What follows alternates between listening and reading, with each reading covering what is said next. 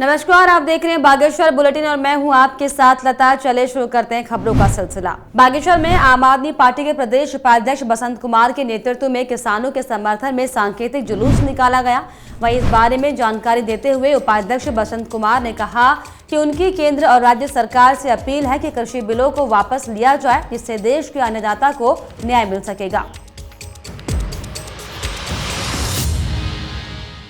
आज पूरे देश में आम आदमी पार्टी की ओर से किसानों का जो आंदोलन चल रहा है उसको समर्थन देने के लिए ये रैली का आयोजन किया गया है। और ये हमारा शांति मार्च था जो हमने पूरे बागेश्वर शहर में जो है जाकर लोगों को जागरूक करने का प्रयास किया है और लोग किसानों के समर्थन में हैं। मैं भारत की सरकारों से, राज्य की सरकारों से और सेंट्रल की सरकारों से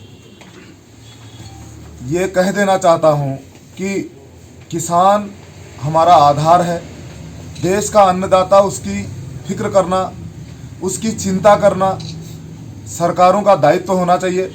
जिस तरीके से आज किसान बेहाल है तो हमारा देश, हमारे देश की जनता, हमारे प्रदेशों की जनता खुशहाल नहीं रह सकती है। इसलिए किसान को खुशहाल बनाना ही हमारा उद्देश्य होना चाहिए। हम उन सरकारों को जो संवेदनहीन हो चुकी हैं उनको आग्रह करते हैं, अनुरोध करते हैं कि किसानों के प्रति अपनी संवेदनशीलता दिखाएं और उनकी मांगों को जल्द से जल्द पूर्ण करें, क्योंकि किसान, खेती, किसानी ही हमारे जीवन का आधार है।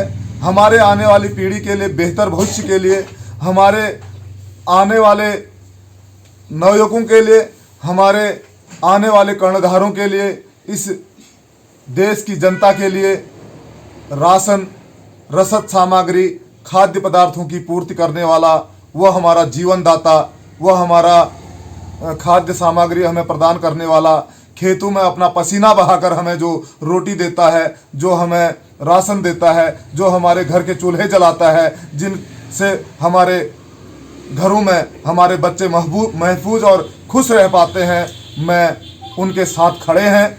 हम लोग पूर्ण रूप से, आम आदमी पार्टी पूरे देश में किसानों के साथ पूर्ण रूप से खड़ी है, तन मन से और पूरे प्रोटेस्ट के साथ, उनके आंदोलन के साथ, उनके आंदोलन को आगे बढ़ाने के लिए आम आदमी पूर्ण रूप से समर्थन दे रही है। बागेश्वर में मुख्य विकास अधिकारी डीडी पंत की अध्यक्षता में जलागम समिति की बैठक की गई। वहीं बैठक में सीडीओ ने जलागम विकास परियोजना के तहत जिले में संचालित किए जा रहे विकास कार्यों की जानकारी ली है। इस दौरान परियोजना निदेशक ललित रावत ने मुख्य विकास अधिकारी को बताया कि परियोजना में जिले के 44 ग्राम सभाओं का चयन किया गया है। वहीं बैठक में मुख्य विकास अधिकारी ने निर्देश दिए हैं कि संचालित किए कार्यों को समय से पूरा कर लिया जाए।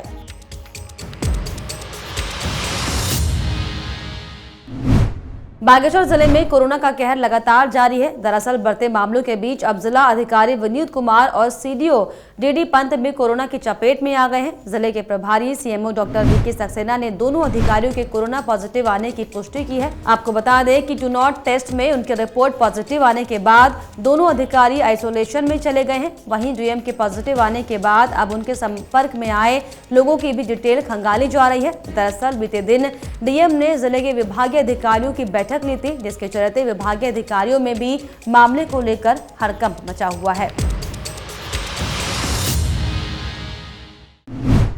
बागेश्वर में आज जिला कांग्रेस कमेटी ने किसान आंदोलन के पक्ष में भारत बंद का समर्थन दिया है।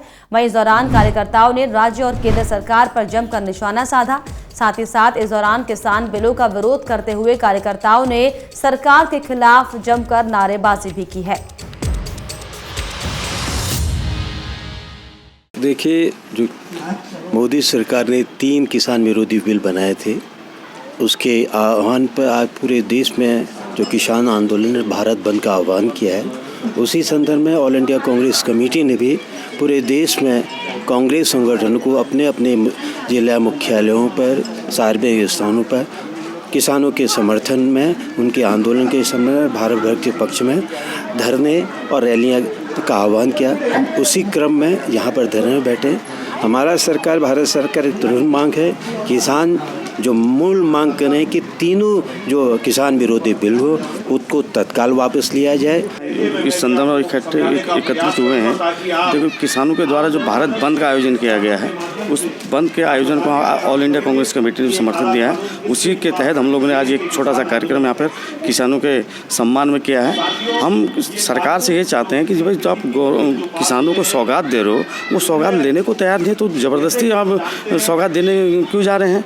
जिस ढंग से इस कोरोना काल में पूरा देश त्राहिमाम कर रहा था, ऐसे समय में बीजेपी की केंद्र सरकार 3 विधेयक अध्यादेश के रूप में लाई और जिस तरह से उन्होंने लोकसभा में तो उनका बहुमत था, राज्यसभा में जिस तरह उन्होंने पारित किया वो असंवैधानिक था। उन्होंने ध्वनिमत से पारित किया, जबकि एक भी सदस्य मांग करता है कि आप मतदान करें तो यह अनिवार्य होता है, लेकिन उन्होंने हौले में उसको ध्वनिमत से पारित करवा दिया। पहली बड़ी उनकी ये थी कि क्या उनको इतनी बड़ी जल्दी थी कि इस कानून को लागू किया जाए, एक्ट बनाया जाए। जिस कानून को बनाने के लिए इन्होंने एक भी किसान संगठन से बात नहीं करी, विपक्ष के किसी नेता से भी बात नहीं करी, और वो कानून के बारे में वो कहते हैं कि ये कानून किसानों के हित में।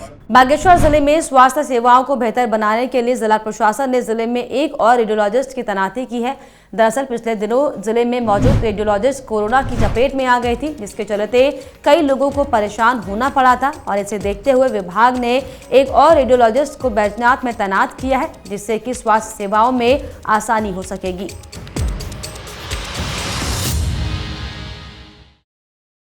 और इसी के साथ बागेश्वर बुलेटिन में फिलहाल इतना ही। आप देखते रहिए न्यूज़ 31 उत्तराखंड। नमस्कार।